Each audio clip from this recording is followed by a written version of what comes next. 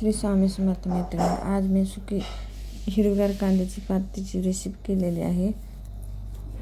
तर रेसिपीला आपण सुरुवात करूया. तर मी कांद्याची पात स्वच्छ धुवून बारीक चिरून घेतलेला आहे. आता थोडासा लसूण बारीक चिरून घेतलेला आहे. एक टोमॅटो घेतले, शेंगदाण्याचा मोठा कूट घेतला आहे, मुगाची डाळ स्वच्छ धुवून घेतली आहे आणि हिरवी मिरची घेतलेली आहे. आता हिरवी मिरचीमध्ये लसूण घालून मिक्सरमध्ये वाटण काढून घेतलं आहे मी.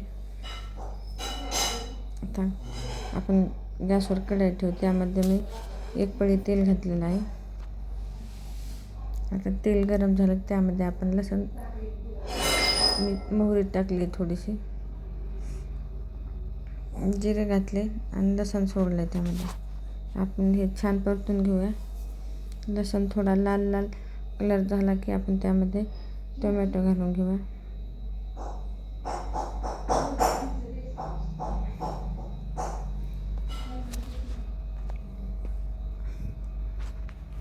तर आता लसूण लाल झाल्यावर त्यामध्ये मी टोमॅटो घातला आहे. टोमॅटो थोडं परतून घ्यायचं आहे. टोमॅटो परतलं की त्यामध्ये आपल्याला हिरवी मिरचीचं वाटण घालायचं आहे.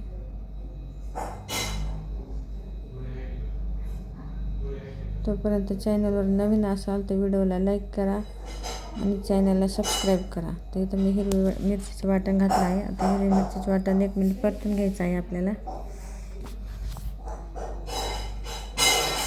आपण आता त्यामध्ये कांद्याची पात टाकून देऊया.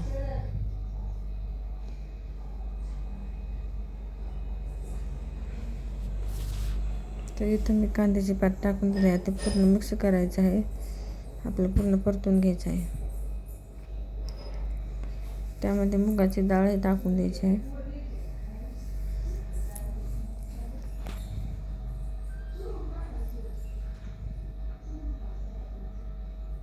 आता हे पूर्ण मिक्स करीत आहे.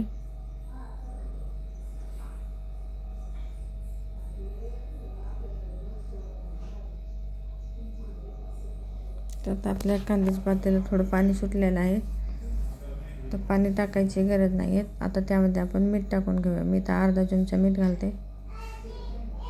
आता पूर्ण मीठ भाजीला लागेल असं परतून घ्यायचे आहे.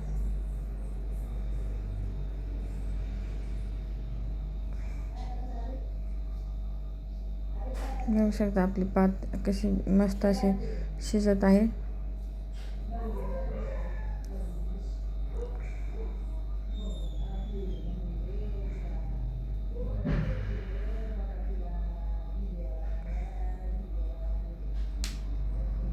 तर आता आपल्याला त्यामध्ये शेंगदाण्याचा कूट घालून घ्यायचा आहे. शेंगदाण्याचा कूट छान परतून घ्यायचा आहे.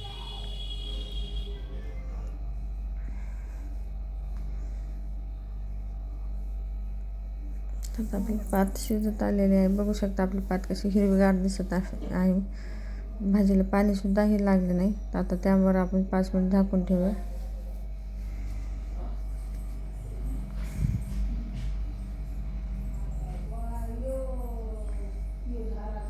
तर भाजी आपल्याला परत एकदा परतून घ्यायची आहे.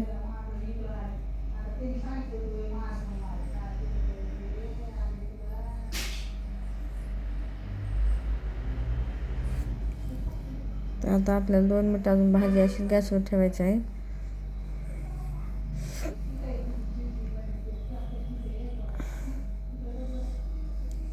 तर बघू शकता आता आपली भाजी तयार आहे. व्हिडिओ बघितल्याबद्दल धन्यवाद.